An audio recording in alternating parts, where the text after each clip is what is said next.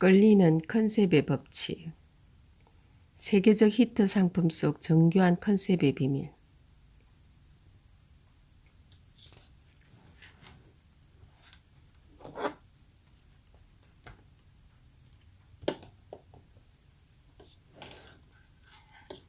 가끔 TV에서 맛집을 소개하는 프로그램을 봅니다. 한 번은 민물 다슬기를 넣어 끓인 올갱이국을 잘하는 가게가 소개된 적이 있습니다. 리포터가 주방에 들어가 음식 만드는 모습을 지켜보고 있었습니다. 그런데 주인 할머니가 달걀을 풀더니 그 위에 올갱이를 올려 놓으시는 겁니다. 리포터가 뭐 하시는 거냐고 물었더니 할머니는 이렇게 대답하셨습니다. 이렇게 달걀 위에 올려놔야 안에도 올갱이가 있다는 걸 알 수 있지. 올갱이가 가라앉지 않고 달걀물 위에 떠도록 해 손님이 아니 시청자가 직접 두 눈으로 올갱이를 볼 수 있게 한 것입니다. 여기서 여러분께 칸트의 어록을 하나 소개해 드리겠습니다. 감각이 없는 개념은 공허하고 개념이 없는 감각은 맹목적이다.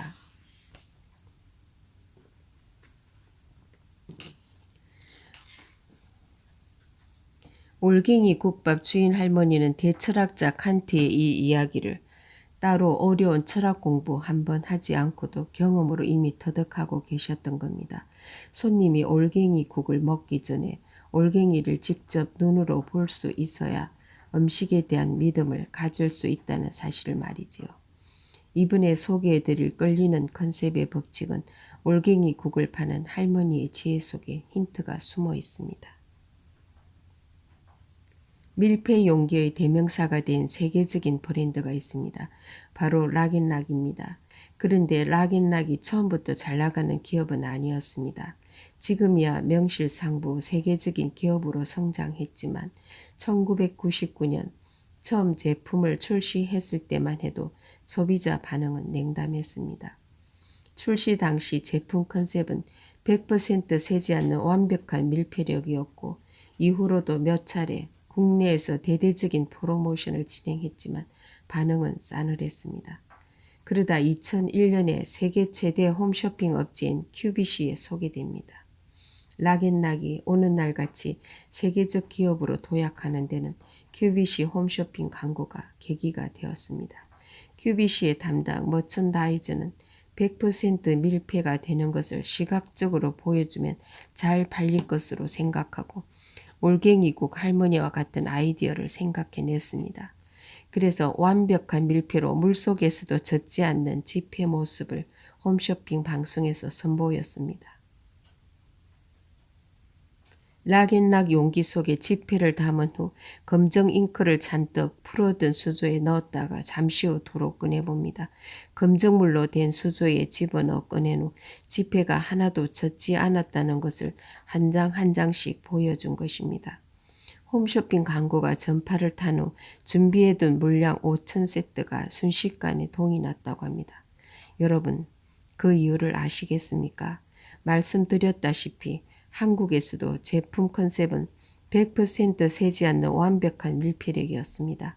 하지만 이번엔 이 제품 컨셉을 눈으로 직접 확인시켜 주었다는 것이 차이점이었습니다. 100% 완벽한 밀폐력이라고 언어로만 되어 있던 제품 컨셉이 소비자의 감각을 통해 확인된 것입니다.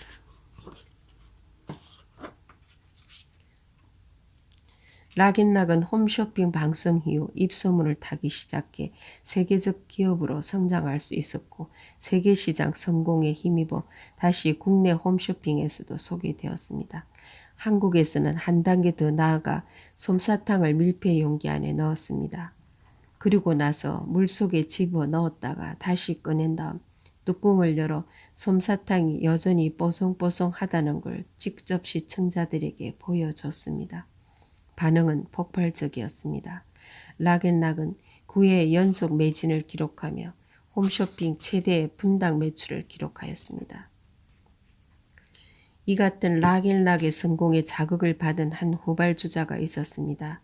이 업체는 100% 밀폐라는 락앤락의 컨셉에서 한 발 더 나아가 밀폐는 기본에 항균까지 라는 컨셉으로 제품을 출시했습니다. 단순히 컨셉만 비교하며 분명 진일보한 컨셉이었습니다. 그런데 어쩐지 반응이 썩 기대에 미치지 못했습니다. 왜였을까요? 결론부터 말씀드리면 진일보한 컨셉인 항균 기능을 소비자가 오감을 통해 느끼도록 하는데 실패했기 때문입니다. 컨셉의 정의를 설명하면서 붙잡다라는 뜻이 있다고 말씀드렸습니다. 그런데 컨셉이 붙잡는 것은 바로 감각입니다. 우리가 오감을 통해 얻은 경험을 컨셉이 붙잡아서 하나로 모아준다는 얘기입니다. 마케팅을 달리 표현하면 소비자의 제품 사용 경험을 붙잡는 것이기도 합니다. 경험이란 건 오감을 통해 이루어지기 때문에 대단히 복잡한 것인데 컨셉이 이 복잡한 것들을 붙잡아 하나로 만들어줍니다. 그래서 감각 경험이 따로 놀지 않고 컨셉과 하나가 되어야 합니다. 감각으로 파악하기 어려워 공허하게 들리는 컨셉들을 간단히 예를 들어보면 음이온이 발생하는 에어컨, 원적외선이 방출되는 돌침대 같은 것들을 들 수 있습니다. 백분이 불여일견이나 보아야 믿는다라는 표현이 있는 것처럼 우리는 오감으로 확인되지 않으면 믿지 않습니다. 그래서 철학자 칸트도 감각이 없는 개념은 공허하고 개념이 없는 감각은 맹목적이라고 했던 것이고 올갱이국 가게 할머니도 달걀 풍국에 올갱이를 띄웠던 겁니다.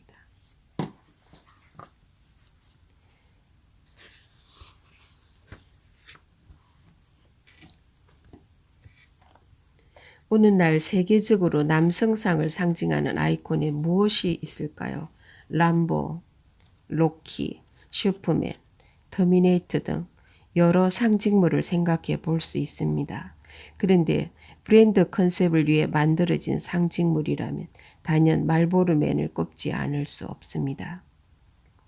필립 모리스가 말보르맨이라는 상징물을 사용하여 시장의 선두주자가 된 이야기는 전설적인 마케팅 사례로 꼽힙니다. 인간 아니 소비자는 상징에 둘러싸여 있고 이에 크게 영향을 받지만 이를 의식하지 못하고 살아갑니다. 그래서 독일의 철학자 에른스트 카시르가 인간은 이성적 동물이 아니고 상징적 동물이다 라고 말한 것입니다. 그는 인간의 인식은 감정적 상징, 즉 예술적 심상 또는 종교나 신화적 상징에 영향을 받는다고 하였습니다. 상징 개념은 고대와 중세의 신화나 종교에 뿌리를 두고 있었지만 근대에는 예술 영역으로 넓혀졌고 현대에서는 마케팅에서 꽃을 피웁니다. 바로 상징이 가장 빈번히 만들어지고 활용되는 것이 마케팅입니다. 여기서는 컨셉 개발에 상징이 어떤 역할을 하는지 알아보겠습니다. 말보르는 지금의 남성적 이미지와는 달리 1924년 여성용 담배로 출시되었습니다. 당시에는 오울처럼 부드러운 이란 광고 카피와 립스틱 화장을 망가뜨리지 않는 필트라는 컨셉으로 여성 흡연자를 겨냥했습니다.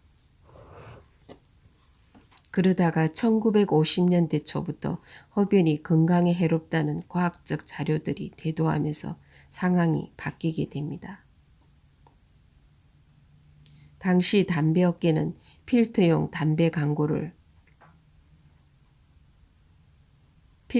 담배 판매를 광고하는 데 초점을 맞추고 있었죠. 물론 지금은 사실이 아닌 것으로 밝혀졌지만 당시 대부분의 담배 광고는 필터를 복잡한 기술과 과학용으로 설명하며 흡연이 건강에 해롭다는 우려를 불식시키고자 하였습니다. 그러나 남성 흡연자 사이에서는 진짜 사나이라면 필터 없는 담배를 피워야지, 필터 달린 담배는 여성이나 나약한 사람들을 위한 것이란 생각이 지배적이었습니다. 당시 시장조사 보고서에 따르면 남성 흡연자도 필터용 담배로의 전환을 고려 중이지만 자신들이 여성용 담배를 피우는 것으로 비춰질까 우려하는 것으로 나타났습니다. 여성을 겨냥한 말보로가 별로 인기를 끌지 못하고 있던 차에 필립 모리스 마케팅 담당자는 시카고의 광고 전문가 레오 보넷에게 말보로의 광고를 맡기게 됩니다.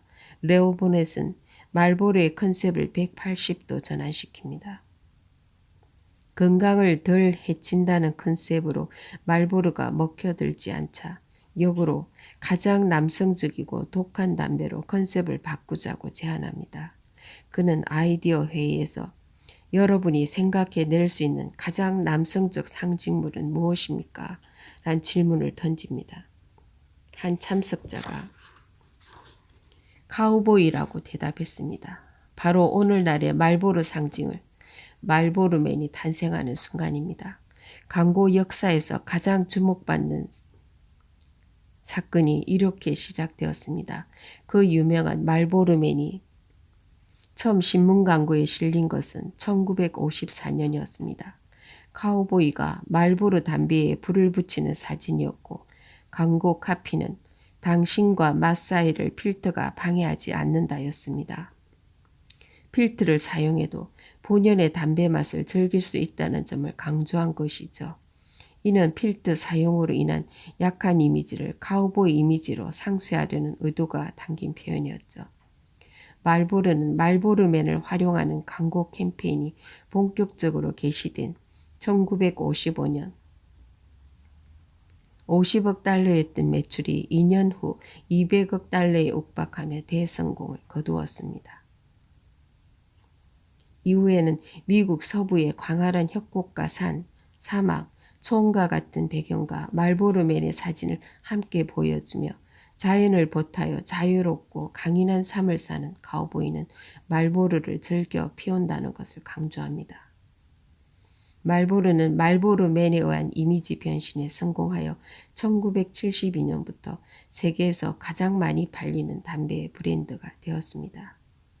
말보로 광고가 등장하기 전까지 미국 담배 시장에서 6위였던 필립 모리스는 1975년에는 윈스턴을 제치고 1위에 오르게 됩니다.